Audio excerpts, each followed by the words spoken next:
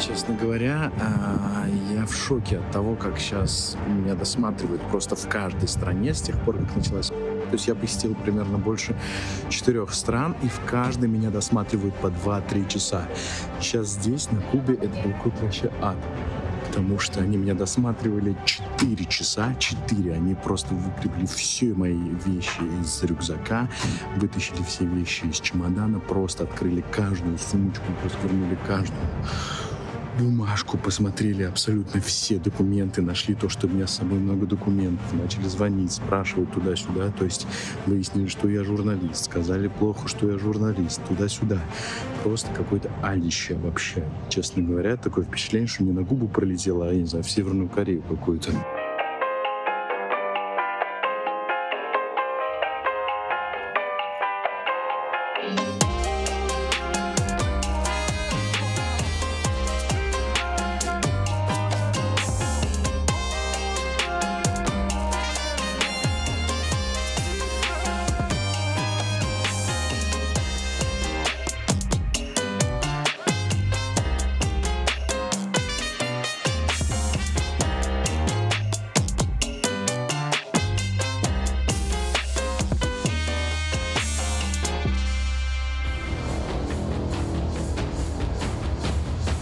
Это Лядов, и сегодня я на Кубе. Это место называют еще островом Свободы.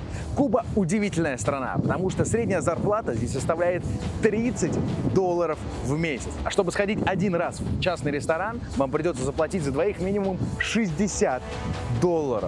На Кубе до сих пор получают продукты по карточкам. При этом, чтобы купить хоть что-нибудь, вам придется постоять в очереди часа 1,5-2 абсолютно в любой магазин. Здесь нет американских Макдональдсов, Кока-Колы, здесь нет Икеа, Зары и всего остального, что недавно ушло из России. Только здесь этого нет не пару-тройку месяцев, а 60 лет. Многие международные бренды никогда не появлялись здесь, и о них здесь вообще никогда не слышали. Больше чем полвека Куба живет в условиях практически полной изоляции. Международные санкции заблокировали поступление на остров еды, молочных продуктов, автомобилей, самолетов, одежды, всевозможной американской электроники, типа айфонов, которые официально сюда никогда не поставлялись. Но здесь до сих пор живут люди, которые, несмотря на все на это, умудряются садиться вечером с сигарой, слушать прекрасную музыку и наслаждаться потрясающими видами Карибского моря. Это Лядов, и как люди живут с Кубы.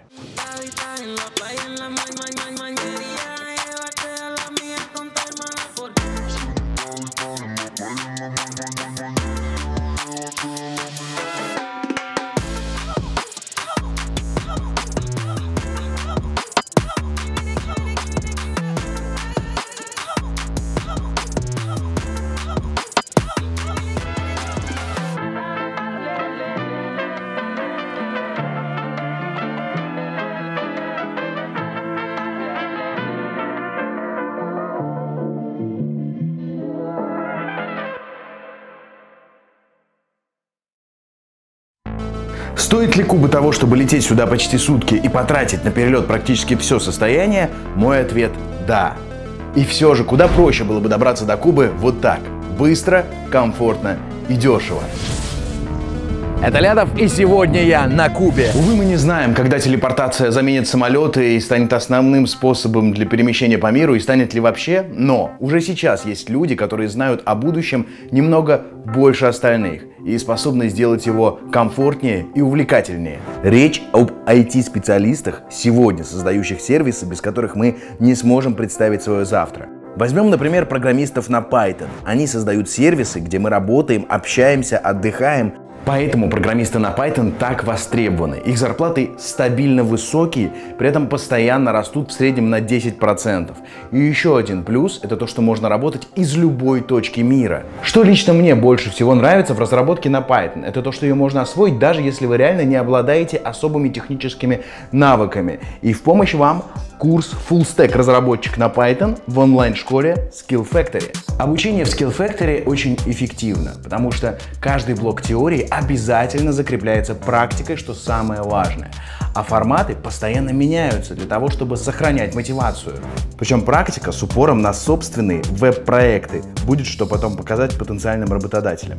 Кстати, с трудоустройством тоже помогают. 81% студентов, которым составили резюме в центре карьеры Skill Factory, получили приглашение на собеседование.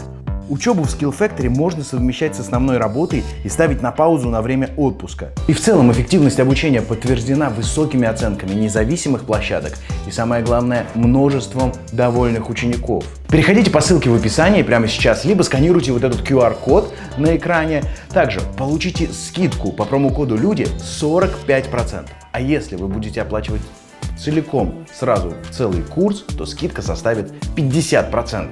Так что, друзья, будущее может быть стабильным, а жизнь полной интересных проектов, если начать учиться в Skill Factory.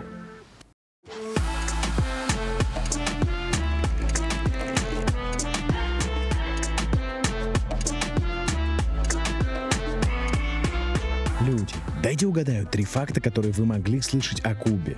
Это сигары, то, что Куба — это ром, ну и максимум, что Куба — это Че Гевара, святая святых здесь. В остальном для нас это далекий, красивый остров, который находится бог знает где посреди каких-то морей и океанов. А что, если вам скажу, что Куба находится в 2 часах от Соединенных Штатов Америки? Всего 130 километров по морю, но ни торговых, ни транспортных судов между этими странами не ходит.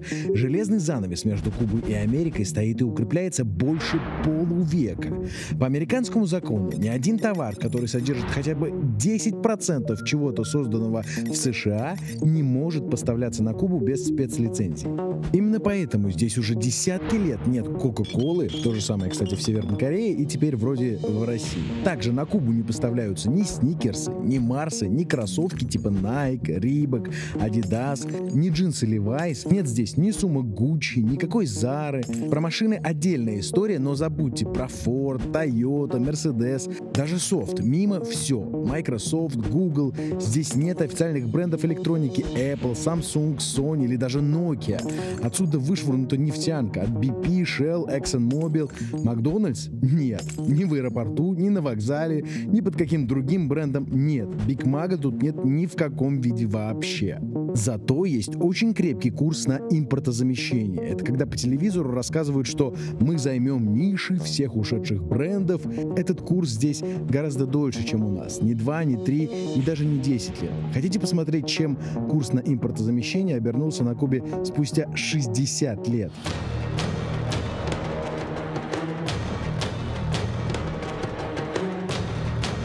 Абсолютно типичный пейзаж Гаваны. Вот здесь вот находится магазин, куда только что завезли сосиски. Продаются они очень дешево, по 30 песо за коробку. Это прям совсем мало. А вот теперь посмотрите, сколько людей выстроилось собрать их. Вот, они здесь скучковались, потому что здесь есть хотя бы деревья, потому что стоят люди часами. Здесь под этими деревьями можно хотя бы немножечко переждать. Кто-то вот там залезает на ступеньки, кто-то еще куда-то.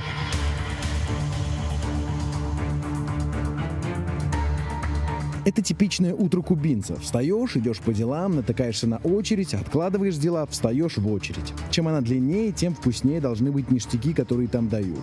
Вы вряд ли помните, но в Советском Союзе было такое понятие «дают». Это когда в магазине, где ни хрена нет, кроме пирожков с творогом, вдруг появлялось, например, мясо. Так вот, в нашем случае завезли сосиски. По сколько на человека можно купить? 2. По 2 на человека. Но не знаю, раз в какой промежуток времени. Это из-за этих нововведений, когда по муниципалитетам? По муниципалитетам это значит, ты можешь купить сосисок не в любом магазине, а только по прописке. Конечно, тебе-то продадут. Мне нет, а тебе да. Хотите, я вам куплю? Эта женщина в маске оказалась обычной медсестрой после смены.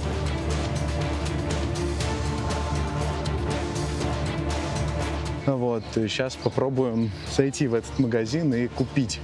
Посмотрим, чем это закончится.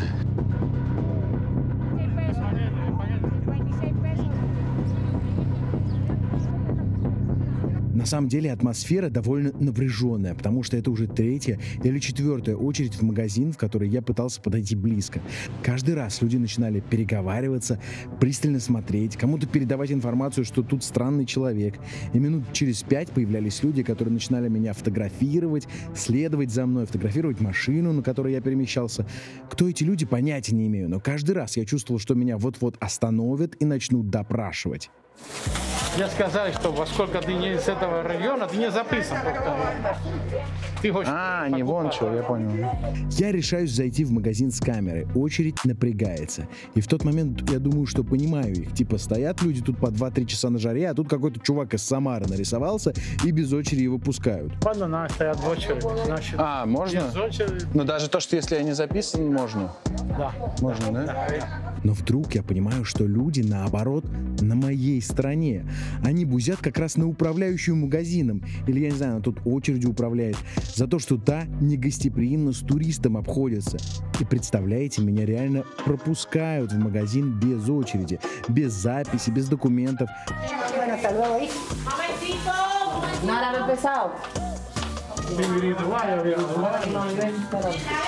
Вот они, полки магазина в тотальном дефиците, как в советской хронике.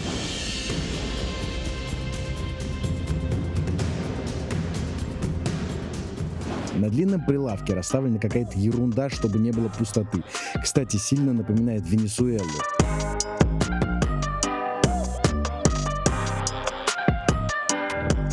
Один рулон бумаги стоит 21 тысячу боливар. Разделите на 3, получается $7 за один вот такой рулон. 500 рублей. Но даже здесь надо сравнивать не с рублями, а с местной зарплатой. На одну зарплату можно купить один вот такой рулон. А вот кубинский продуктовый стеллаж, но с памперсами. Я случайно забрел, мне туда нельзя, мне разрешили только в отдел с сосисками заглянуть. Сори. Я два. Мне нужны на самом деле. Так всем нужны, я думаю. Ну, конечно. Заводят в секцию под названием конфитура, то есть варенье, сюр какой-то. Продавщица сканирует товар и швыряет его на прилавок. На те твои сосиски, вас много, я одна. Прям чувствуется наше родное. 112. 111 песо за 2 пачки сосисок, это значит $0,5 за упаковку, 40-50 рублей. Для сравнения, у нас в Москве пачка стоит около 300 рублей, почти $4. А, например, в Берлине похожая пачка сосисок стоит $3,2. Как же так вышло, что, казалось бы, в суперразвитой Европе и развитой Москве цены на продукты в 6 раз выше, чем на Кубе? Потому что это две разные системы. В Германии капитализм, и производители зарабатывают сами, включая все затраты в цену продукта. Мясо, упаковка, транспортировка. Из этого формируется рыночная цена, то есть честная. Условно, если вы захотите производить сосиски, у вас получится примерно такая же цена. Дальше производители конкурируют между собой. Кто-то повышает качество мяса и цену, кто-то, наоборот, делает низкую цену, делая мясо менее качественным. Таким образом формируется конкурентная среда. А мы, как клиенты, выбираем те сосиски, которые больше нравятся нам. Либо по низкой цене, но плохие, либо по высокой, но хорошие. Либо вообще с какой-нибудь биоупаковкой. На Кубе социализм, а это значит, что цену за производство этих сосисок платит не человек, а государство. По задумке, а я подчеркиваю, по задумке, а не в реальности, затраты на мясо, упаковку и транспортировку закладываются не в цену сосисок, а в дотацию, которую выделяет государство производителям. На Кубе по задумке люди в государственных магазинах платят только 12% от реальной стоимости товара. Остальное должно компенсировать государство. Но я в 3-й раз подчеркиваю, это по задумке. В реальности это означает, что государству надо выплачивать одним, другим, третьим производителям. Деньги в итоге заканчиваются, товаров по низким ценам становится настолько мало, что к ним выстраиваются огромные очереди, а остальные магазины выглядят вот так.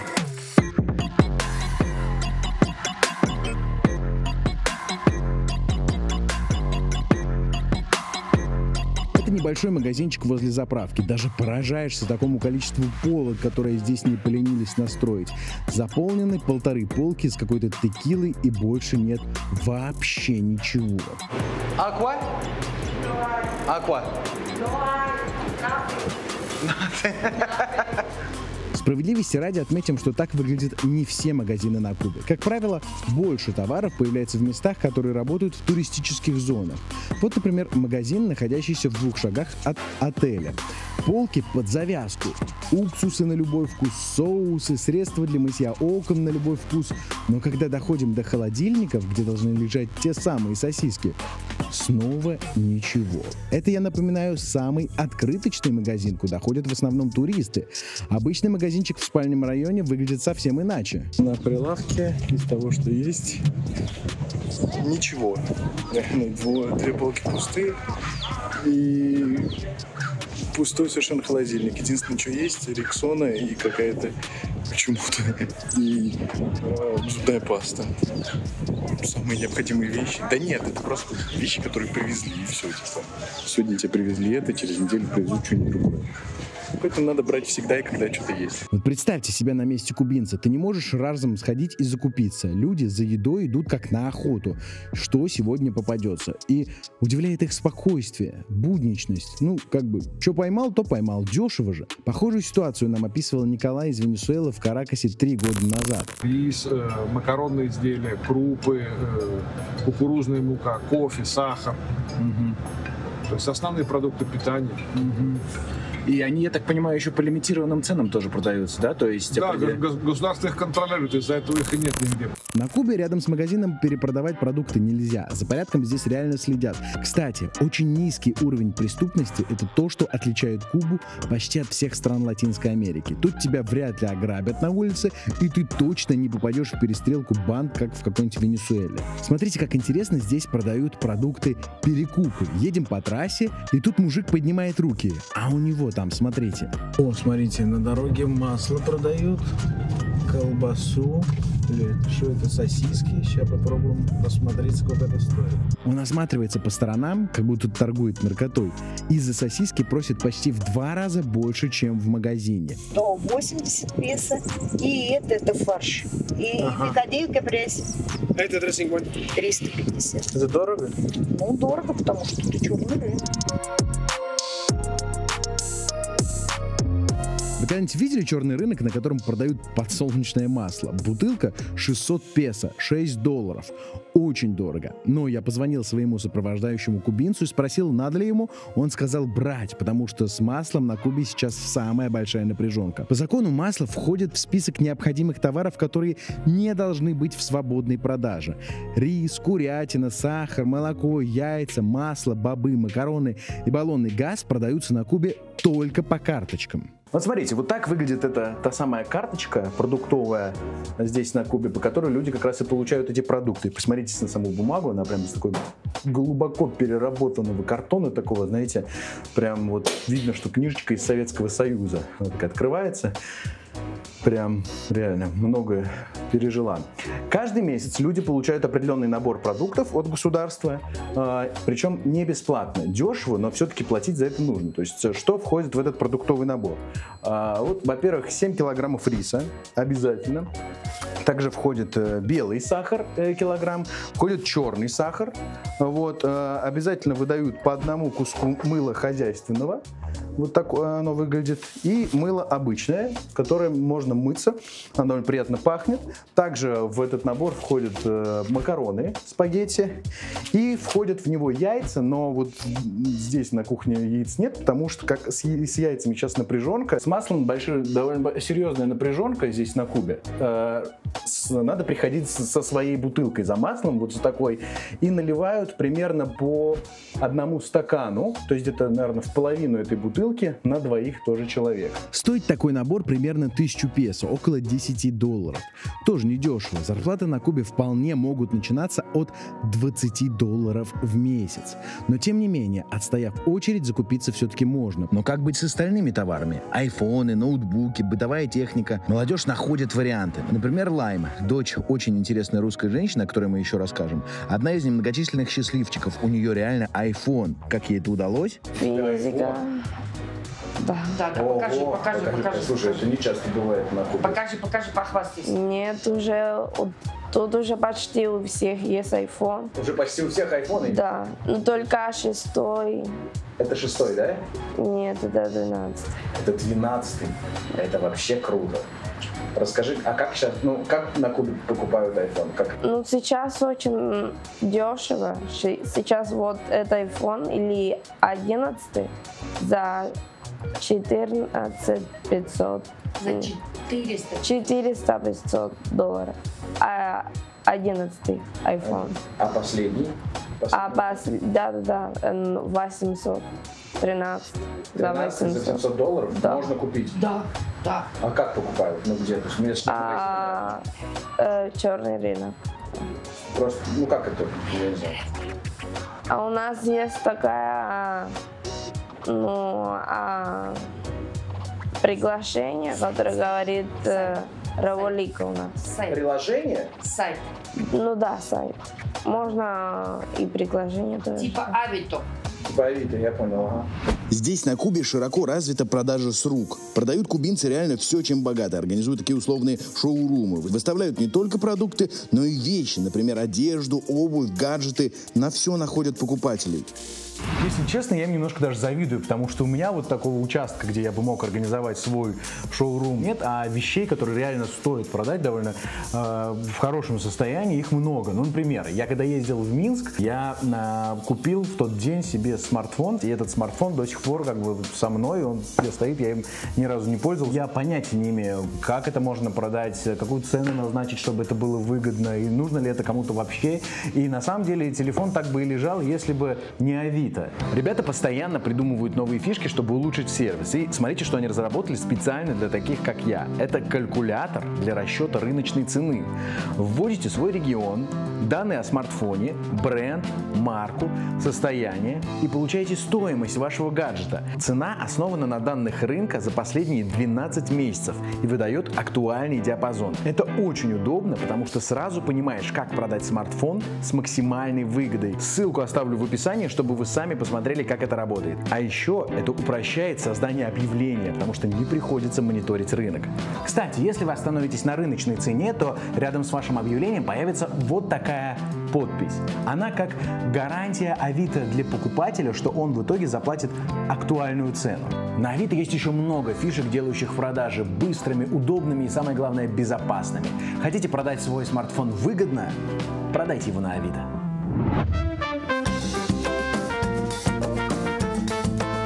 Но хлеб насущный на Кубе все равно в приоритете, и общепит там никто не отменял. Продуктовые наборы достаются не только людям, но и ресторанам. На Кубе есть два вида ресторанов. Есть частные, а есть государственные. Прикиньте, то есть реально государство открывает рестораны просто для того, чтобы люди ходили. Их, честно скажу, немного. То есть я впервые пришел в такой ресторан. Вот. Но цены здесь впечатляют. Как вам такие цены, друзья? Огромное блюдо, почти полкилограмма креветок. $2. 160 рублей на наши деньги. Или свиной барбекю на гриле. Чуть больше $2. 180 рублей. Есть раздел скидки, и тут вообще красота. Стейк из говядины $1,5. А стопка местного рома $0,3, то есть 25 рублей. Вы такие цены вообще где-нибудь видели? Вот вам для сравнения ценник частного ресторана «Гавана». Жаркое из вареного мяса $6,5, уже примерно 500 рублей. А за тарелку креветок уже просят $16, грубо 1200 рублей. Звучит так, что тут же хочется национализировать все рестораны и ходить только в государственные. Но есть у таких ресторанов и другая сторона.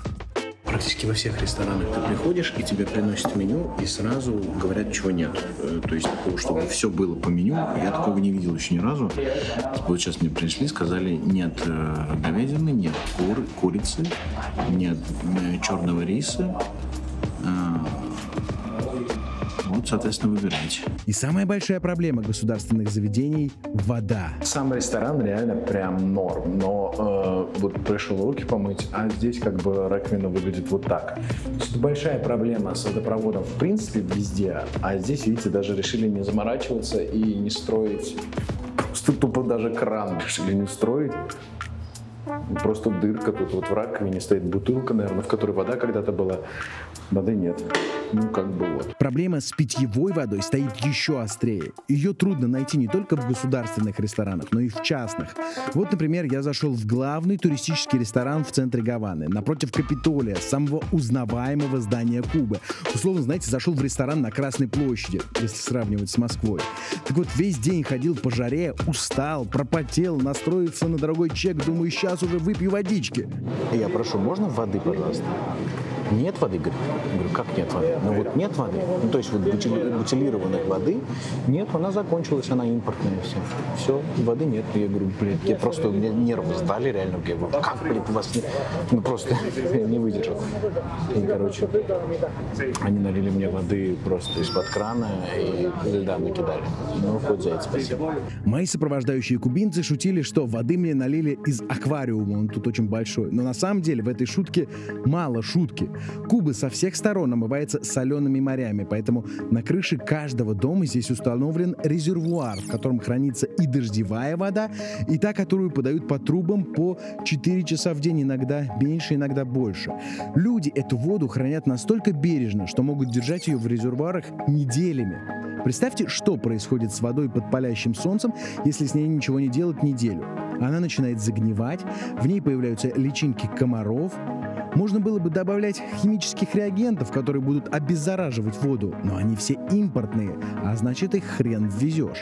Так что местные научились запускать в свои резервуары рыбок, которые поедают комариные личинки. Но пить эту сырую воду – самоубийство. Кубинцы не растерялись, они национализировали завод, который когда-то производил Кока-Колу, Фанту, и начали производить свои лимонады без американщины. На Кубе нет Кока-Колы. Ну, то есть вот той конкретно Кока-Колы, которая есть по всему миру, вот ее здесь нет, но здесь есть аналог, называется Ту-Кола. При этом, смотрите, логотип написан шрифтом очень похожим на Кока-Колу. В таких бутылочках он продается. На самом деле эта бутылочка мне напоминает ровно ту, которую я видел в Северной Корее. Очень похожа. Я не знаю, надо сравнить. Может быть, вообще прям идентичная бутылка. Во-первых, тут наклейка такая, видите? Все какая-то едущая, плавающая. Но при этом есть QR-код. Но здесь, друзья, нет QR-кода, в отличие от Кока-Колы. Там, при том, что здесь интернет есть, и здесь как бы QR-код, в общем, пригодился. Сейчас затестим Кока-Колу.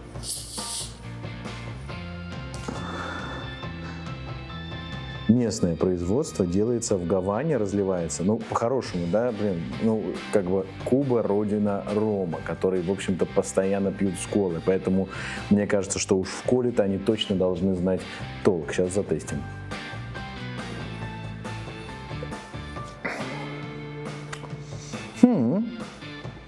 Знаете, гораздо вкуснее Кока-Колы в Северной Корее. Гораздо.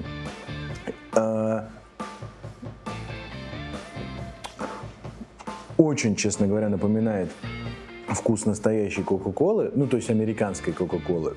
Здесь-то считают, что вот это настоящая, конечно же. Есть такой небольшой, прям крохотный привкус какого-то такого советского лимонада. Чего-то такого, знаете, от вот этих разводных юпи. Но в целом очень даже круто. Казалось бы, выпускай эту колу и строй социализм. Но проблемы начались с бутылками. Сырье для пластиковых бутылок западное, и его поставки сократились. Крышки для бутылок тоже импортные. И в итоге за последние 4 года кубинское производство лимонадов и воды в бутылках снизилось в 10 раз. Поэтому с напитками в местном фастфуде надо быть очень осторожными.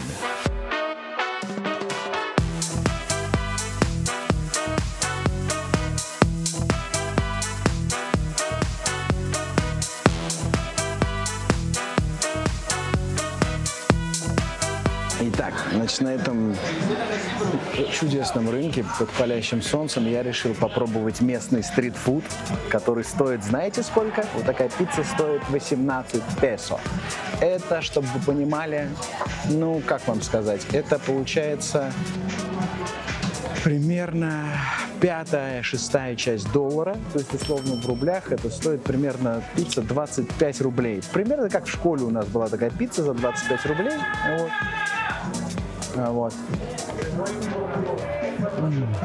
Я не ел с самого утра, как на всех словах. Ой, реально, это моя школьная пицца, только с какой-то пылью, мне кажется, во рту немножечко. Это лимонный сок. Вы спросите, а зачем я пью лимонный сок на жаре? А воды нет, поэтому я пью вот этот сок, который вроде как лимонный, но на самом деле на вкус он... Да, жесть. На вкус он как ваниш, мне кажется, вот реально какой-нибудь ваниш в воду, вот, когда разводишь, или мистер Пропер, вот что-то такое с лимонным привкусом. Вот это скорее он, мне кажется. Кошмар. Господи, боже мой, сколько химии, какая трэш. Не, пицца вкусненькая, можно есть. За 25 рублей вообще топ. Но вот сок, кошмар. А у тебя нет выбора, понимаете? Вот я его сою, пью вот этот ваниш. Просто кошмар какой-то. Почему? Потому что хочется пить. А пить, блин, как без воды? Прикиньте, жара на улице, 45 градусов. Воды нет. Что на Кубе с интернетом? На самом деле все гораздо лучше, чем могло показаться. Например, в отелях есть Wi-Fi, через который можно даже смотреть ютубчик, но это если прям вплотную к роутеру сесть. А что касается мобильного интернета, то он тоже есть, но найти его прям непросто. Посмотрите, вот так вот выглядит сим-карта кубинская. Тут написано Кубацел. Я себе прям ее сохраню в коллекцию. На самом деле я изначально думал, как вообще выяснять этот вопрос по поводу интернета. Думал читать форумы разных путешественников, но на самом деле быстрее и надежнее обратиться с такими вопросами в сервис Aviasales Еще. Я так и сделал. Ребята из Aviasales Еще обладают кучей знаний и владеют разными тонкостями для путешественников по всему миру. Они мне и подсказали, что на Кубе есть два способа получения интернета. Это либо по карточкам, там почасовая оплата, то есть прям платишь за час, он заканчивается и так далее, ну по старинке. Либо то, что здесь есть возможность взять реальную сим-карту, но для этого нужен человек с кубинским паспортом, подсказали они мне. И как раз наш проводник мне помог, благо не оставили в беде, что называется. Самое главное то, что ребята из Aviasales Еще подсказали мне еще два must-have здесь на Кубе. То есть если соберетесь, особенно в летний период, обязательно берите с собой средства от комаров и дорожную аптечку. Aviasales Еще в очередной раз помог сэкономить время, нервы и не дал нарваться на сомнительные предложения. Я напоминаю, что все возможности сервиса доступны за 1490 рублей в месяц. А по промокоду «Люди» у вас будет еще и скидка 10%. Ссылку оставляю в описании.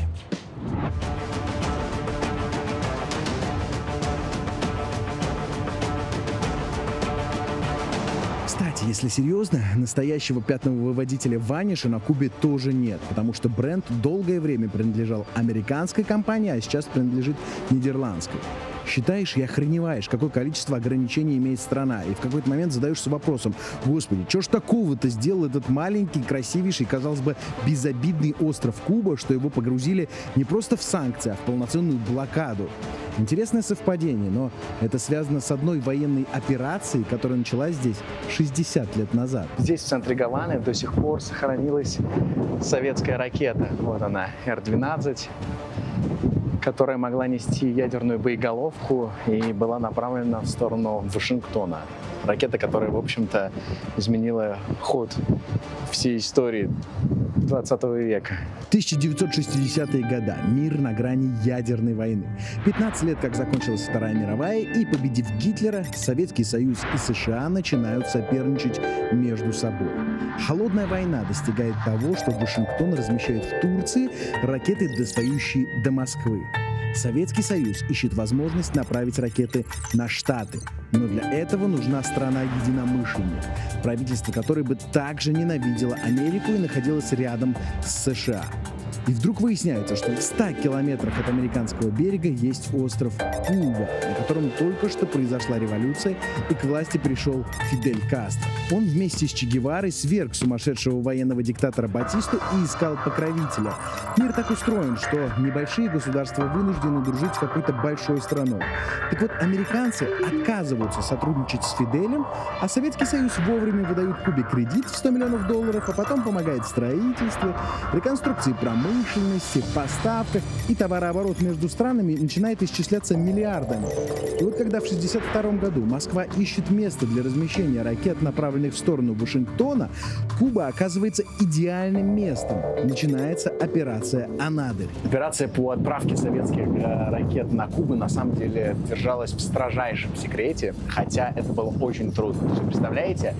85 кораблей отходят от Советского Союза из 6 разных портов.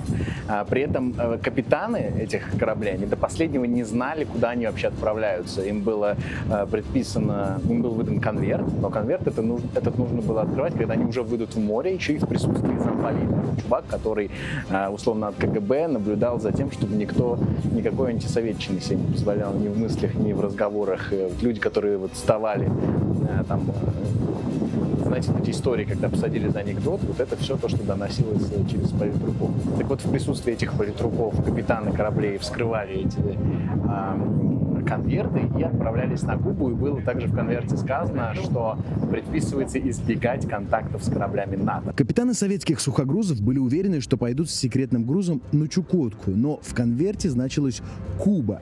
Все ракеты и оборудование были успешно доставлены и развернуты на острове. А дальше началось самое интересное. Как об этом узнавала, условно, американская разведка?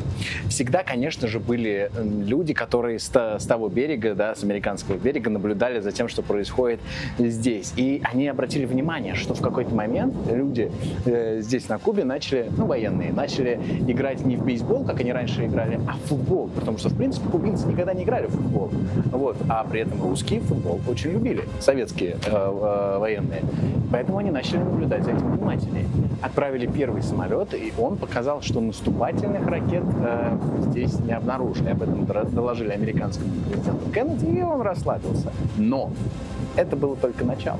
Американцы все-таки находят точки запуска советских ракет, понимают, что они буквально в 20 минутах лета от военных баз США, и возникает страшная угроза. Фидель считает, что если не запустить ракету по США, американцы вторгнутся первыми на остров и начнут разрушать советскую технику с земли.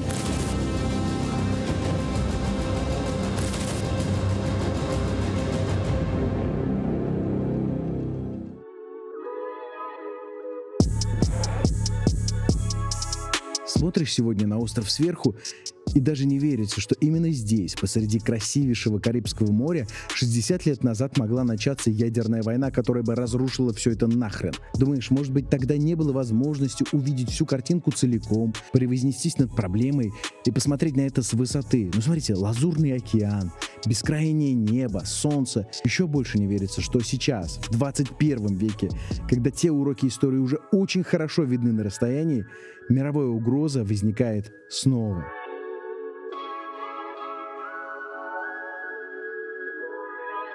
Прежде чем вернуться на Кубу и рассказать вам, чем тогда закончилось ядерное противостояние, покажу вам, как сегодня в условиях вечных пандемий и закрытых границ для российских самолетов добраться до острова Свободы.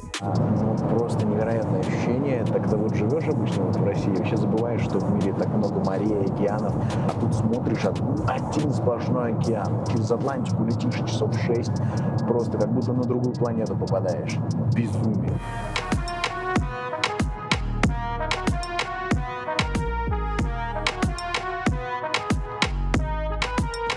Короче, для того, чтобы добраться до Кубы, знаете, надо реально прям набраться терпения. Руат. Потому что так вышло, что я, лечу из другой командировки, я лечу из Дубая.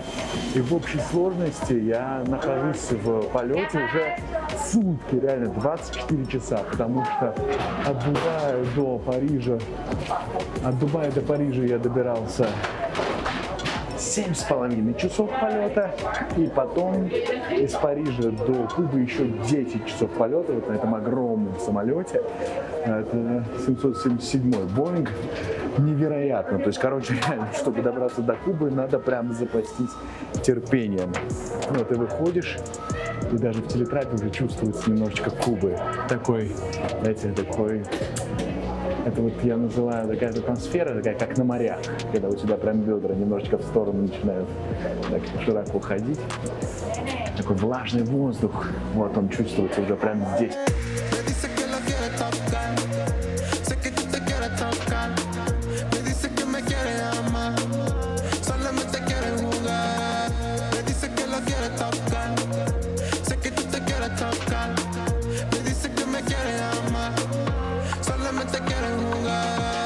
Знаете, я говорил вначале, что меня обыскивали и допрашивали 4 часа. И я подумал, а что интересно с теми местными кубинцами, которые везут домой по 5-6 коробок багажа? Что в них, мы скоро узнаем. Но сейчас я такой с Боинга, с айфоном оказываюсь на парковочной площадке и понимаю, что я переместился реально в прошлый век, примерно в 70-е. Смотрите, как выглядит парковка здесь. Просто шестерки, пятерки. Все копейка, вот как у дедули моего стоит. Вот ровно такая копейка у моего дедули была, только оранжевая. Ездил он на ней на дачу. Вот смотрите, какие крутые победы, чисто такие советские вообще. Очень прикольно.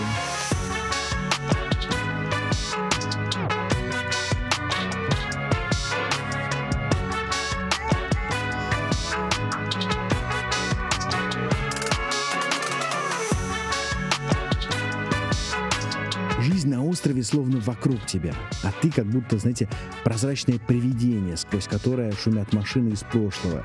Посмотрите на эти чудесные автомобильчики. Старенькие, добренькие, но они так приятно гудят, как будто это дядя Федор с папой на том самом автомобильчике из Простоквашино катаются.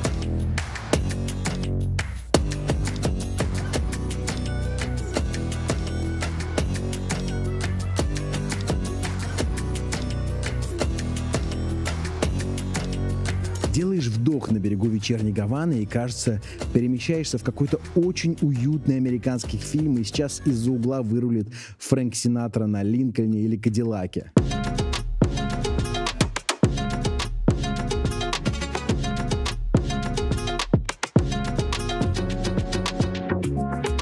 Старая Гавана – место невероятно атмосферное. Да, в некоторых районах стирают и сушат медицинские маски, но приближаешься к центру, и все по-другому. Пахнет и морем, и чем-то жареным. Где-то что-то готовят. На старом доме, смотрите, стрит-арт, Сальвадор Дали, а за углом играет из динамика сальса. Заглянешь во двор, а там темпераментная кубинка так атмосферно кого-то отчитывает, что даже со стула вскочила. Вот коты, которые тут повсюду, смотрят так, как будто узнал тебя. Вот мама с ребенком вышла на балкон, а на нем даже ограждения нет.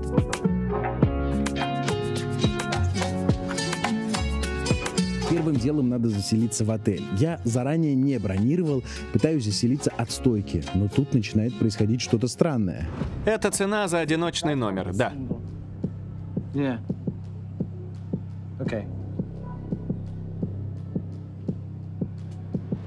в песо? Нет, это в долларах. $1000 за ночь? $1000 за ночь? Вы серьезно? Да, $1000 в ночь. А если я плачу кэшем? Цена такая же. Это абсолютно обычный отель. Никакой не президентский и вообще не люкс. Номер в гостинице одна ночь стоит $1000. Охренеть. Разбираемся. На табличке написано, что одна ночь в номере стоит 24 тысячи песо. Сколько это в долларах? Официальный курс доллара 24 песо. Ах, вот оно что. Да, я забыл. Так бывает в странах, когда правительство рисует себе курс валюты, тот, который само хочет. В реальности на улице курс совсем другой. $1 — это 100 песо, то есть в 4 раза ниже, чем нарисовало правительство. У нас в России, кстати, тоже курс реальный от государственного отличается. Выхожу на улицу злой как черт и понимаю, что надо срочно пожрать, чтобы не взорваться от злости. Итак, друзья, сейчас мы будем пробовать крокодилье мясо. Покажу вам поближе. Да, здесь на Кубе разводят крокодилов, и их достаточно много, видимо, чтобы есть.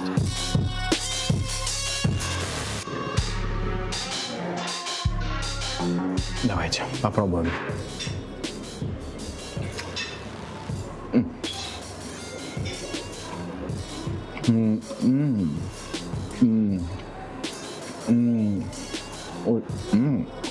Ну, если прям честно, да, то лучше бы я не ел крокодила. Это, во-первых, привкус некого такого запаха ну, чисто, я не знаю, какого-то просто, может быть, латиноамериканского. А структура мяса, слушайте, она очень странная, потому что она, знаете, как будто бы разваливающаяся. То есть мы обычно мясо, например, там, не знаю, говядину, да, ты ешь, ты прям чувствуешь, что он мраморный такой долго держит вот форму даже во рту. Ты его жуешь, тебе трудно его прожевать. А здесь тебе жевать его практически не надо. Ты вот делаешь 2 хрума-хрума, и все. Нет, честно, мне вообще не нравится. Блюдо — это самое дорогое блюдо в меню. Стоит 15 евро за блюдо. Ой, кошмар. Выхожу в старую Гавану, а тут опять красота. Взрослые мужики на дороге рубятся в футбол. Ворота прям как мы в детстве сделали из одного единственного кирпича. И мяч еще у них все время улетает. Все как у нас. А здесь реально забивают козла в домино. Дети играют в ножички. Тоже мы в дворе так играли.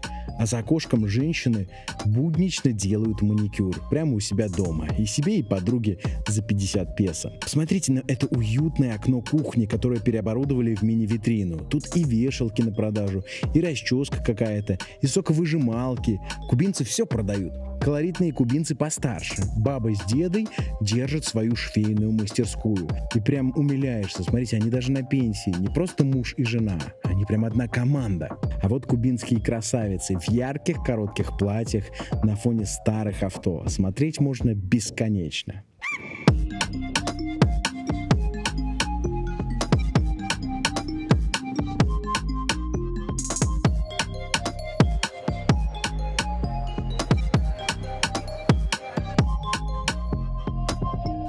Кажется, заглядывать на кубинские кухни можно бесконечно. Вот чувак в кресле под вентилятором залипает на телевизор, смотрит новости.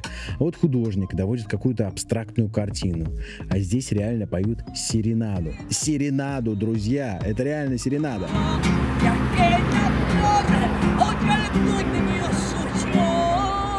Очень люблю курить сигару так, чтобы запивать чем-то сладким, таким терпким, вот как кофе, например.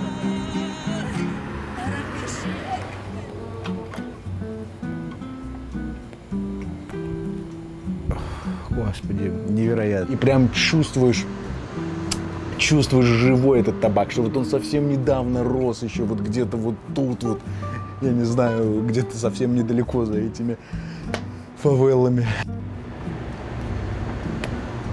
Где-то вот на чудесной кубинской почве, потому что я вам, кстати, реально расскажу, что действительно пытались, очень многие страны, крупные производители пытались воссоздать кубинские сигары, то есть до какой степени, да, они выращивали, они делали тот же состав самой сигары, там вот абсолютно вот табак ровно так же, там вот он измельчен в том же самом количестве, вот более того, даже пытались выращивать табак в других странах, там при тех же условиях, температура, влажность, все соблюдали, ни хрена не получается. Вот нигде в мире, кроме как здесь, на Кубе, не получается вот такого идеального климата для выращивания табака.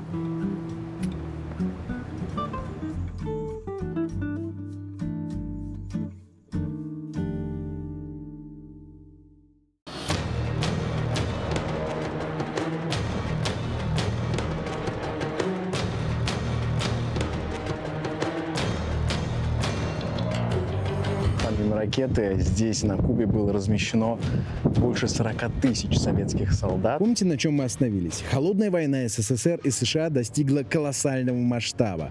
Советы разместили ядерные ракеты прямо у американских берегов на Кубе, а также средства для защиты этих ракет от нападения США. Видите, вот рядом с ракетой еще есть маленькие ракеты. Это как раз ракеты противовоздушной обороны, которые должны были защищать основные ракеты ядерные от американских, естественно, бомбардировщиков. Октябрь 1962-го. Счет времени идет на часы. Президент Кубы Фидель Кастро уже не просит, он требует от Москвы нанести превентивный удар по США, чтобы не допустить вторжения американцев на Кубу. Сотрудник ЦК КПСС Федор Бурлацкий позже расскажет, что Фидель напишет в телеграмме Хрущеву, что кубинский народ готов принести себя в жертву делу победы над американским империализмом.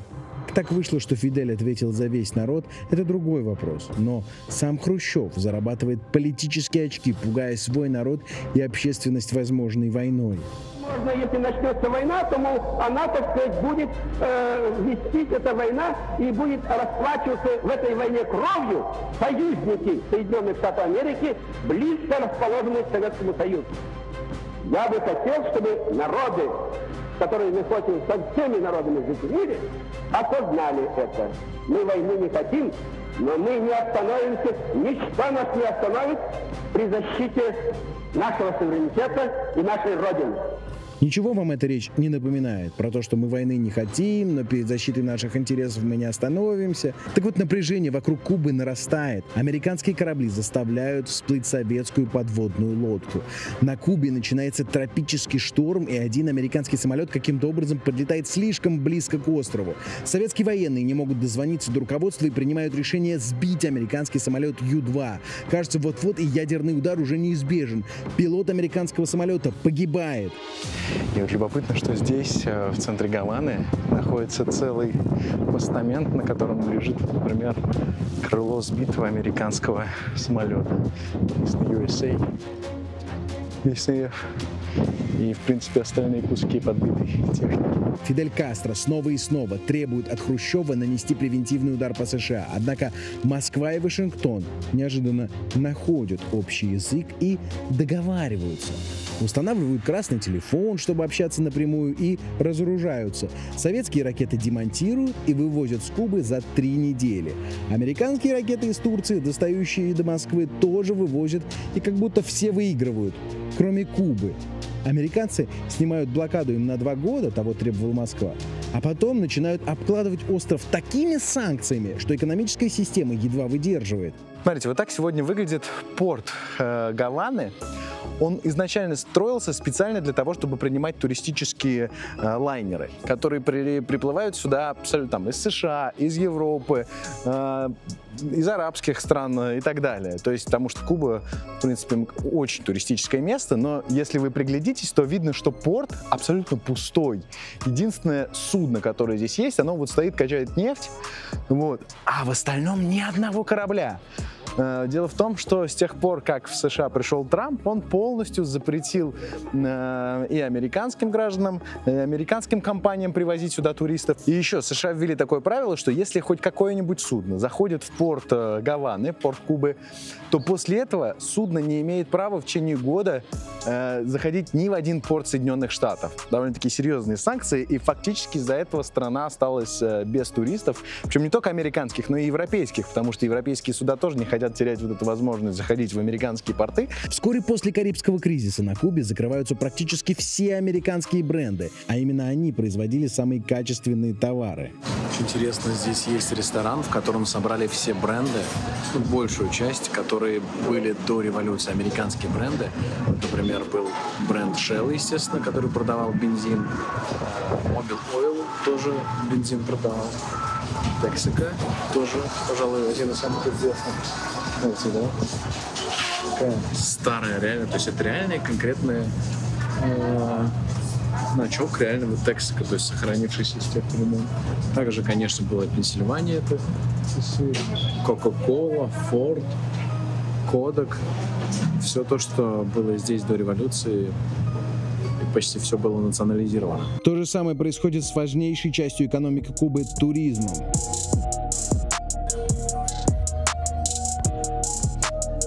В итоге Хрущев, который фактически воспользовался Кубой для того, чтобы напугать американцев, принимает решение о вывозе ракет с Кубы единолично, даже не советуясь с Кастро, что некоторые воспринимают как предательство со стороны СССР. Советские специалисты, тем не менее, продолжают работать на Кубе до распада Советов, но такого энтузиазма в отношениях между Москвой и Гаваной больше не наблюдается. Восстанавливать отношения с американцами после такого невозможно, поэтому кубинцы пользуются тем, что есть: советским автопромом, советской системой карточек и советской идеологией социализма, построенной по принципу «с кем угодно, только бы не с американцами».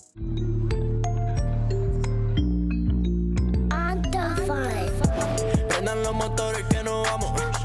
Aquí todos los días son de verano. Ну посмотрите, какая красотища, друзья. Это что-то невероятное. Вы прикиньте, ну где еще можно словить такую атмосферу? Ты, красный кабриолет, Кадиллак и Гавана. Ну классно. Умеют кубинцы жить все-таки. Знакомьтесь, Кадиллак Эльдорадо 1955 года выпуска.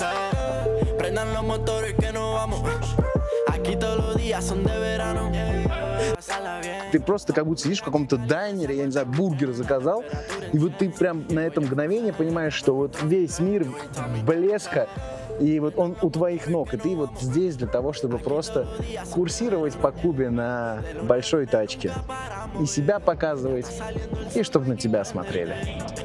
Дорогое ощущение. А здесь всего $30 за час.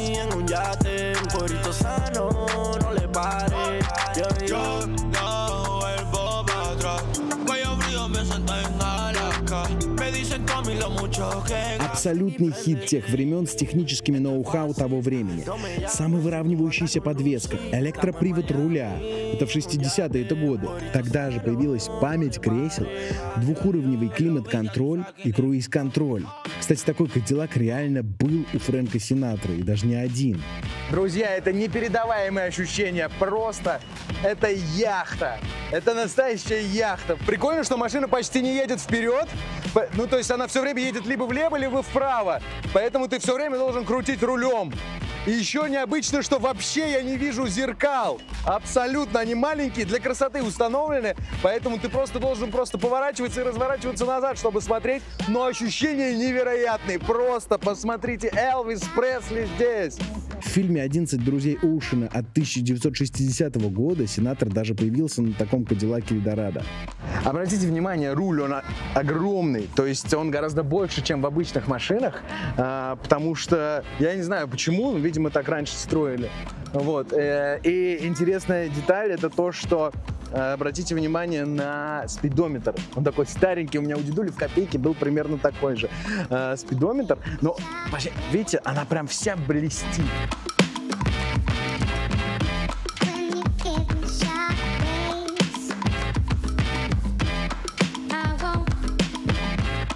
Блин, он заводится прям как будто, знаете, как будто целый завод начинает работать. Реально такое ощущение. Просто.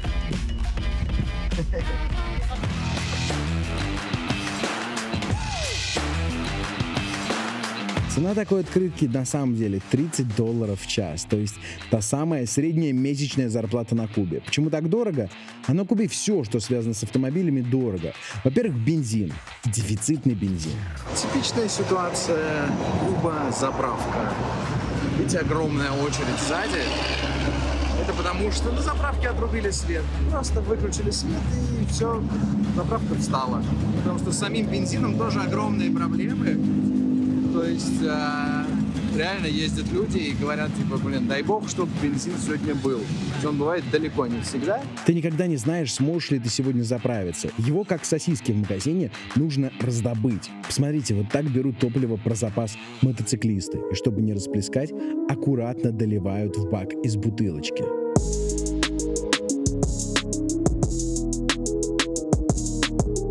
Ну, эта машина Chevrolet. Да. 1952 года. Модель американский, такой платформ. Вот. То есть она была завезена сюда еще до революции, получается? Да, до революции, да. Фантастическое место, святая святых у кубинских автовладельцев — сервис, где происходит та самая магия, благодаря которой все эти машины продолжают ездить, хоть и завезены сюда 70 лет назад. Посмотрите, этот древний пикап когда-то называли «Шевроле», но теперь это реально Франкенштейн. Он собран из машин со всего земного шара. И даже не только из машин. Вслушайтесь, откуда они взяли двигатель. С какой машины? Нет, это морские. А, морской? Насос? Насос. Это Hyundai. Hyundai. Hyundai. Так, это японский, да? Японский. Современный. Так. Вот, вот это Mercedes. Так. Современный. А вот это Toyota. Toyota, ага. Получается, Да, продолжайте. Да, вот это русский. Да? Что это наши тоже есть? Вот, и здесь коробка силь 130. 130. Да. А еще... от Зила 130? Силь 130. Этого чудесного кубинца зовут Эдуардо. Смотрю в его глаза и прям дедушку своего вижу, у которого копейка была.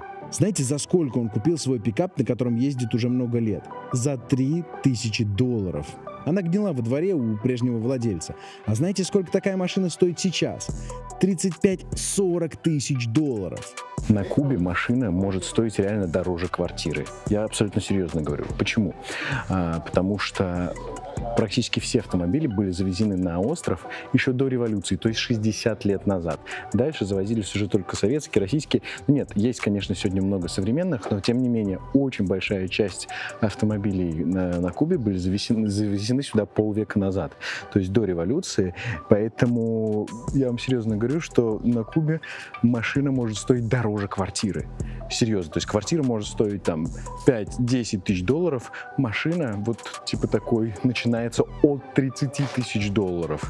Поэтому, но при этом как бы это машина, под которой как минимум раз в неделю надо полежать, чтобы она нормально работала. Поэтому любой, практически все кубинцы, мужчины, у которых есть машина, они все умеют их чинить, умеют разбираться, потому что, то есть минимум раз в неделю под ней надо полежать, минимум раз в неделю она точно ломается. Представьте, каково ремонтировать европейскую машину в стране, если здесь нет ни одного сервиса, ни одного дилера, ни вообще хоть какой-то компании, которая способна заказать реальные запчасти с завода. Более того, от кубинцев еще и скрыты все сайты этих компаний, на которых выкладывают инструкции и мануалы по ремонту. То есть он просто находит это, да? Да, конечно. В интернет. И сам все делает? Конечно. А где он учился? Он учился в нашем институте. Информационная техника. Вот поэтому дороги на Кубе и не пустеют, и при желании можно покататься почти на любом из этих музейных автоэкспонатов.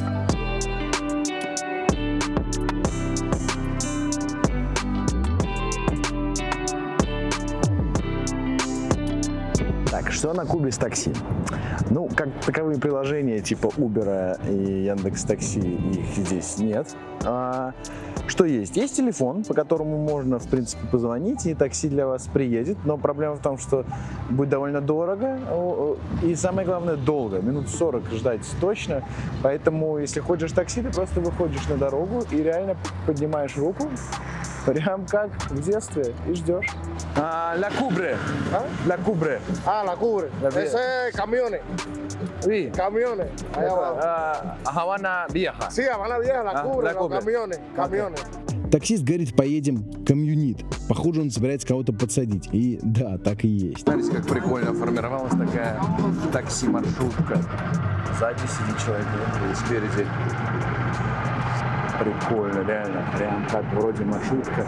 При этом ценник абсолютно таксистский. То есть меня хотели взять 1000 песо, я говорю, нет, давайте 500. Реальная цена для такси 500.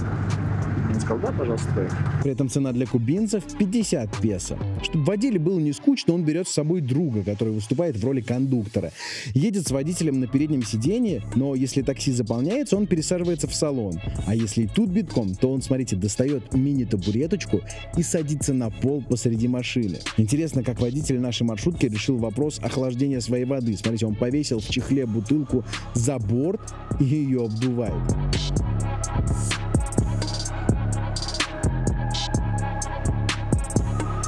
На самом деле мы едем в гости. Нас ждет хозяйка квартиры в престижном районе Гаваны Наталья.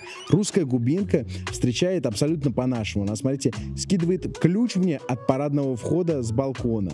Заходишь в лифт и нажимаешь на 3-й этаж. Хорошо. На 4-м, но у нас это 3-й. Хорошо. Лови. Ловлю. Наталья живет в той самой старой Гаване, где Сальвадор Дали, коты и женщины в коротких юбках. Очень интересно, как тут выглядят квартиры. Поднимаюсь в подъезд, дальше лифт, и он, кстати, работает. Здравствуйте. Ну, здравствуйте. Идите. Собачка. Наталья из СССР, выросла в Латвии, где и вышла замуж за студента-кубинца. 17 лет у меня крышу снесло. Я так влюбилась, и на тот момент я была готова к открытой, большой романтической любви. И мой первый муж, кубинец-негр, Кинг-Конг, который занимает полностью дверной проем, чтобы вам понять было размер. Она была 8 раз замужем и всегда только по любви. Поэтому на Кубе в Гаване в маленькой квартире стоят 2 флажка – Россия и Латвия. Она из Риги. На кухне готовят кубинский кофе. Сладости к столу хозяйка решила заказать прямо сейчас с балкона 4-го этажа. И сделаем мы покупку очень популярным методом. Маницеро! Маницеро, mi vida! Маницеро! Dame un turrón molido y uno de jonjolí. Лифты, чтобы экономить энергию. У нас очень жарко, лифтов только у меня такое богатое здание, всего лишь 4 этажа и есть лифт. Поэтому у меня привилегированная позиция. Я живу в самом историческом центре, да еще с лифтом. Но на самом деле ни в одном высотном здании вокруг нас находящихся вообще нету лифтов. Поэтому люди, чтобы экономить энергию, очень жарко у нас в стране. Вентиляторы используются на самом деле, а не кондиционеры. Кондиционеры это очень дорого. Кондиционеры могут позволить себе только ночью. В основе своей середняк, да, вообще про бедных мы не говорим, только вентиляторы, да. И вот такие лифты, вот, или мешочек, или ведро,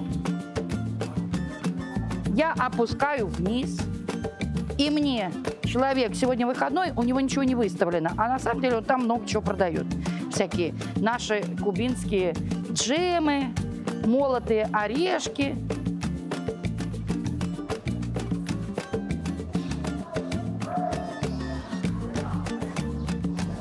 Los dos son 50.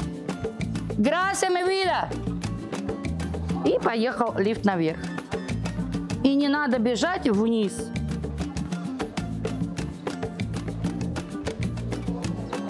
Хлеб купили по карточке, булочки 2 мне положены, положили и приехала.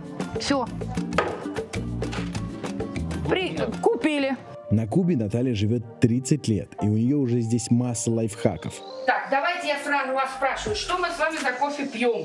Так. Мы пьем с вами кубинский кофе или все-таки я его немножко улучшу, подмешав хорошего кофе?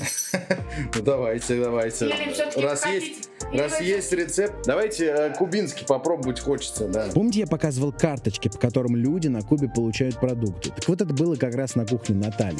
У нее под окнами несколько государственных магазинов, и она много лет слушает, что происходит в очередях. Это такое прям реалити-шоу в прямом эфире. У меня каждый день под балконами, начиная с 8 вечера, организовывается очередь, и всю ночь орут. Разбираловки, драки, кто за кем. Потому что есть огромное количество людей, которые продают место в очереди. Да, за $5 тебе продают место в очереди. И когда тебя засовывают, начинаются драки, потому что ты тут не стоял, люди тут всю ночь стояли, они знают, с кем за кем. Ну, конечно. Ну и, конечно, кто это продает, он... Ночами стоит? Всю ночь. И полиция приезжает, разбирает, потому что драки часто бывают. А это зачем? То есть, что Курицу выкинули. За курицу можно постоять. Да, или курицу, или вот такие трубочки фарша, вот такие, не больше, вот такого размера трубочки фарша. Это, или вот сосиски, как вы говорите, даже сосиски. У нас продукты питания – это дефицит.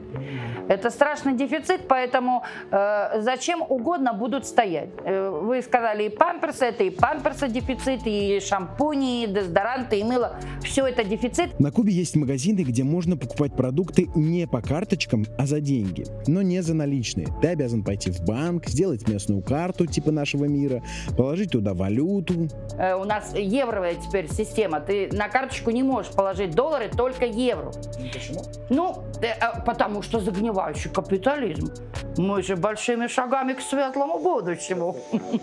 Поэтому обязательно только евро. Ну и потому что расчет и бизнес у нас только с Европой, потому что, естественно, мы точно так же, как и Россия, даже еще раньше, чем Россия, находимся в блокаде, начиная с 1962 года. Наталья совершенно права. Долларов как бы нет.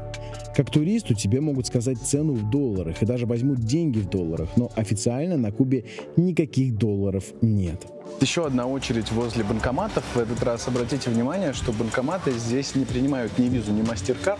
Вот здесь вот написано Union Pay и вот Red. Это система, платежная система Кубы. Проблема на самом деле кубинских жителей колоссальная, потому что они живут в условиях санкций и со стороны Америки, и в условиях санкций своей страны против Америки.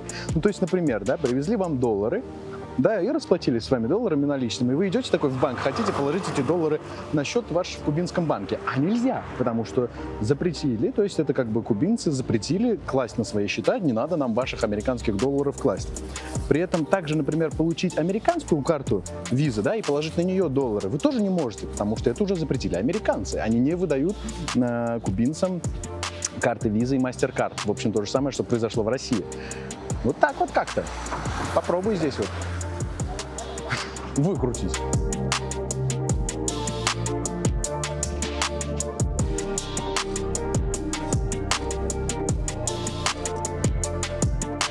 Ciudad de Ciela y Suhaimi Rukami. Не только Suhaimi Rukami, это моя идея. Я купил сюжеты Челезный, были разрушены здания, там старый город. Ну, я купил и все это сделал. Ну, примерно это триместный номер, который вы можете разделить в кровати. И если вы 3 друзья, можно присоединить или разделить. Понятно. Вот наглядный пример того, как можно выкручиваться. Этого прекрасного кубинца зовут, вы не поверите, Иван. А его отель называется Иван's House. Он тоже учился в Советском Союзе в военном училище. Примерно, ну, я здесь учил до капитана, потом сказал, как Хемингуэй, бросая оружие. Ну, и начал работать, ну, на такси, работать на старый Москвич. 21-40. Помните поговорку «хочешь жить, умей вертеться»? Иван ее знает вот прям по-русски. Он какой-то удивительный пример целеустремленности. Когда начал работать таксистом, купил машину, потом вторую, а сейчас занимается мини-отелями. Он покупает квартиры, делает ремонт и организует бизнес. Ночь таксисты получали как... 50-100 долларов когда-то. Ничего себе. Да. То есть вы скопили таким образом на бизнес, да? Да. Именно я инвестировал вот эти деньги, для того, чтобы купить дом, потом организовал группы строителей, я руководил группы строителей и ремонтировал таких домов. Говорили же, что на Кубе бизнеса нет, то есть все государственное. Это было раньше, а сейчас есть возможность почти сделать, ну, 90%. Серьезно? Да, 90%. Что можно делать? Можно, ну, купить такой дом, ремонтировать, организовать маленький отель. Примерно у меня есть 10 номеров, ну, маленький ресторан, ну, маленький бар, ну, все нормально, для того, чтобы жить нормально, ну. Есть таких кооператив, ну, я считаю, в этот момент для нас, особенно для здесь кубинцы, обыкновенные кубинцы. Ребята из нашего поколения, тех, которые учились в Советском Союзе, они нам называют еще, называют советский или русский. Нас. Кубинцы нам называют, да, потому что они говорили, que esto у нас снегу в голове. Снегу. Особенно военные, когда мы оттуда приехали, они говорили, потому что у нас была перестройка, там мы хотели, все перестрой, мы хотели, ну, помогать наша родина, для того, чтобы развивать наша economía. Ну, и есть, которые бюрократы, которые говорили, что у нас снегу в голове. Понятно. Как сейчас бизнес делают? То есть ты должен, как это работает? А сейчас есть возможность почти сделать все. Ну, то есть ты должен заплатить государству... Да, есть, да, лицензия, платить налог, и можно развивать, и можно сделать, да. Кубинские предприниматели должны платить налог от 10 до 35%. Это началось совсем недавно. Все-таки до этого был социализм, но вот сейчас немножечко решили добавить капитализма. И частный бизнес весьма и весьма активно развивается. Я вот такого не видел нигде. Здесь как развивается частный бизнес. Здесь вот есть, смотрите, просто у людей частный дом, и они 3 дня в неделю могут продавать какие-то вещи, которые они просто найдут. Вот здесь, например, смотрите, у них выставлены какие-то игрушки. Тут вот они повесили, пожалуйста, значит, джинсы, рубашки, платья, все есть. Здесь, например, есть уже вещи посерьезнее. Вот, пожалуйста, туфли. И цены чудесные. Смотрите, 900 песо, то есть $9. Zara. Вот. Потом, пожалуйста, 900 тоже, 900 песо, то есть это фактически $9. Вот эти вот попроще можно, да, типа на такой, на выходные 400, то есть фактически $4. Вы прикиньте, где вы за $4 найдете для своей подруги подарок? А тут, пожалуйста. А представьте, чего бы Иван добился, не будь блокады, экономических санкций, и вообще кубинское правительство пошло бы по другому пути. Я считаю, если хорошо работает, это не сложно платить. Сейчас у нас мало туризма. Люди не хотят платить налог, не хотят купить продукты. Я знаю, что есть дефицит продуктов. Если стараются, все найдешь. Есть трудно найти сыр, молоко. Но на Кубе все найдешь. С деньгами все найдешь. Все найдешь звучит, конечно, вдохновляюще, но много ли таких, как Иван? Да и надо ли жить в настолько тяжелом режиме, чтобы делать бизнес? Вы скажете, можно пробиться. Друзья, ну если мы будем мерить такими категориями, то, знаете, и в Северной Корее пробиться можно. Знать каких-то генералов, отстегивать им бабла, строить бизнес. Но большинство людей, они простые, такие же, как мы с вами. Никакие не воротилы бизнеса. Но это не значит, что они заслуживают жить бедно. По-моему, чем проще в стране простому гражданину жить в достатке, тем лучше работает система. Это реальный показатель.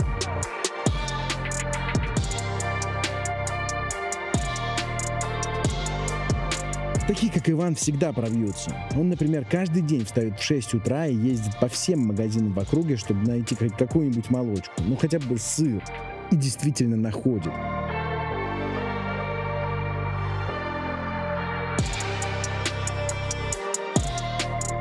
Почти на уровне плавленного.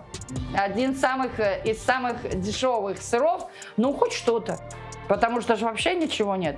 Поэтому из-за нехватки жиров вот таких с молоком, с йогурты, кефиры, простокваши, творожки, этого же ничего вообще здесь нет. Вообще ничего нет. Наталья живет в кубинском социализме 30 лет и рассказывает о нем без прикрас. Вот, например, медицина. Говорят, она должна быть бесплатной. Ну, допустим, обнаружил терапевт какую-то проблему серьезнее. Что дальше? Тебе дает направление в поликлинику. Ты идешь в районную поликлинику. Если в районной поликлинике тебе говорят, что вот у тебя тут анализ, а вот у нас этого реактива нет, иди в госпиталь.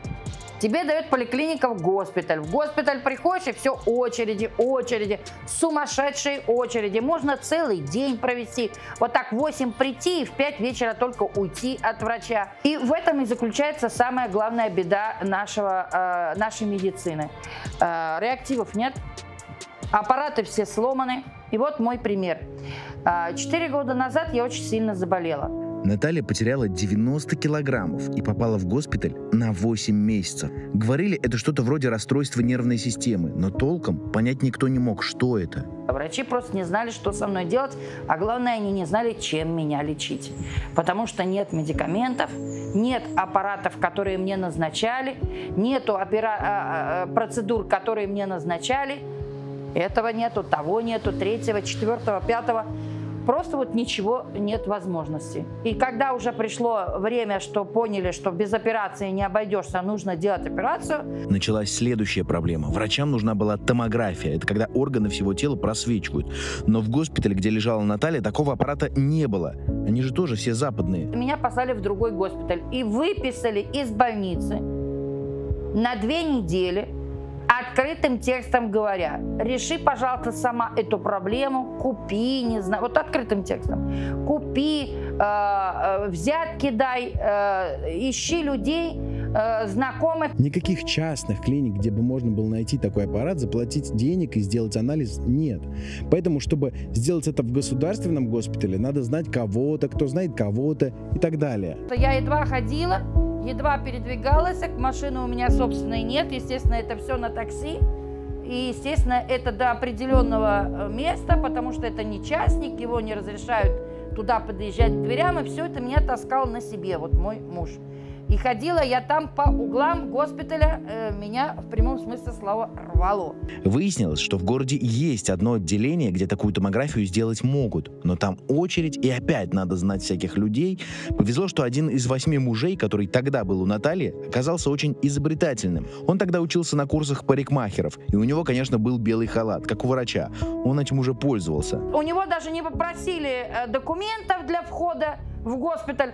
Он пошел и пошел и пошел прямо до моей палаты и дошел. И понял, что это, оказывается, открывает двери в нужные моменты, когда нельзя зайти. И вот так как он это уже попробовал, он сказал: я опять одену халат и пойду в тот госпиталь и скажу, что я у них тут практикуюсь, студент. И буду просить. И это очень прошло. И это действительно прошло на ура. И вот таким образом... Вам сделали томографию? Ну, естественно, мы денежку дали.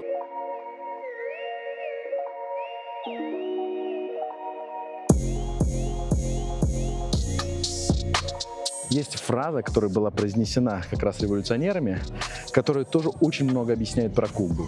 «Patria o muerte», то есть «родина» или «смерть». Другого не дано.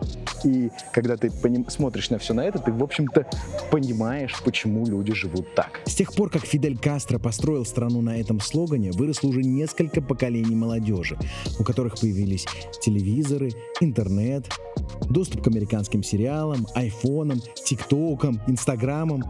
Эти ребята и сегодня ходят мимо зданий в центре Гаваны с той же надписью «Patria o muerte» — «Родина или смерть», но вряд ли понимают, о чем это вообще. Яркий пример — Лайма, дочка нашей Натальи от кубинца. Это она рассказывала нам в начале про айфоны.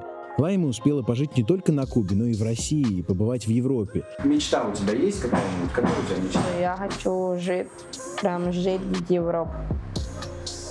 Ты была где-то там? Да. Где? Латвия тоже Европа, и в Испании. В Испании была. И куда мы на пароме ездили? И в Стокгольм. Да. Что тебе там нравится? Что именно? Ну, это уже было очень много лет назад. Я не очень много помню, но мне там все нравилось. Все. И знаете, на молодых ребят вот эти красные слоганы «Patria o muerte» — «Родина или смерть» уже не работают. Мое личное мнение, им хочется чего-то больше, чем просто отсутствие смерти. И я их прекрасно понимаю. Мы насмотрелись фильмов, инстаграмов, тиктоков, а кто-то и сам поездил по миру и своими глазами увидел, как можно. Что за сосисками не обязательно стоять по 2 часа на жаре в очереди. Мы уже знаем, что анализы в больнице можно сделать дешево, в один день, никому не платя взяток, так еще и безболезненно. Мы уже знаем, что под машиной не обязательно лежать в гараже каждую неделю, чтобы она ездила. И это нормально. Наши родители старались и батрачили точно не для того, чтобы нам жилось так же тяжело, как и им. Каждому новому поколению должно становиться легче. Родители, деды для того и работают, чтобы мы жили и наслаждались всеми благами цивилизации. И общемировой прогресс к этому бы и так и вел, если бы раз в 50-60 лет не появлялись какие-то люди, которые начинали нас убеждать, что жить нужно не для себя, а для каких-то людей, которые типа знают, что должна делать страна. И ладно бы, если бы жить. Они же умирать предлагают. Идите в жопу.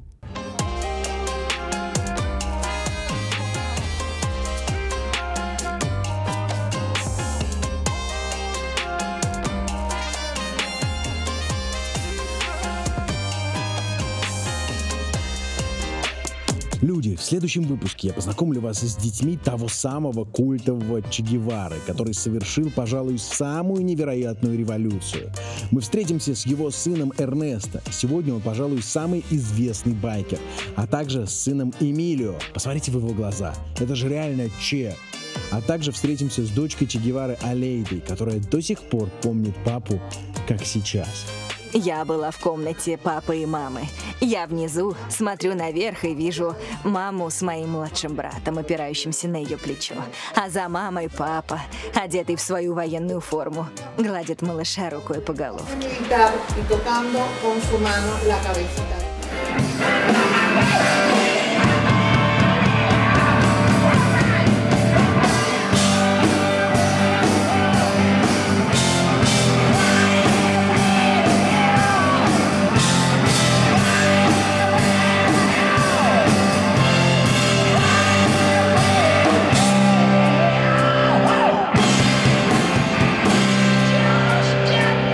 Это невероятное ощущение, когда ты садишься вечером, и вот во что я прям влюбился на Кубе, это вот воздух. Тут какой-то невероятный воздух. Вот он обнимает просто вот как мама. Знаете, вот этот воздух, вот он просто вот как будто вот тебя, ты выходишь, маленький ребенок, тебя искупали в ванной, тебя вот так вот накрывают этим, знаете, полотенчиком, берет кто-то на руки и несет дедулю, например, в кроватку. Вот именно это реальное ощущение я испытываю здесь, когда жара спадает, когда вот становится, ой, вот он ветерок, вот он, Господи, Бог ты мой, вот она Куба. Вот в этот момент ты можешь по-настоящему кайфануть с Кубы. И знаете, смотрю на этих кубинцев, которые много лет считают себя братьями советского народа. Это невероятно приятно. Но я понимаю, что они все-таки немного другие. Конечно, многие из кубинцев такие же трудяги и работяги, как наши родители, бабушки, дедушки. Многие из них готовы даже ставить на первое место не свою жизнь, а цели, которые им озвучивают по телевизору. Но есть в кубинцах какой-то карибский вайб, когда после палящего солнца, очередей, этих сосисок дешевых, они собираются вечером в кафешках, наливают бокальчик рома, берут сигару и просто кайфуют, глядя на кубинский закат, даже под американскую музыку. Нашим родителям этому стоит поучиться у кубинцев, просто влюбиться в жизнь за то, что тепло и красивое небо.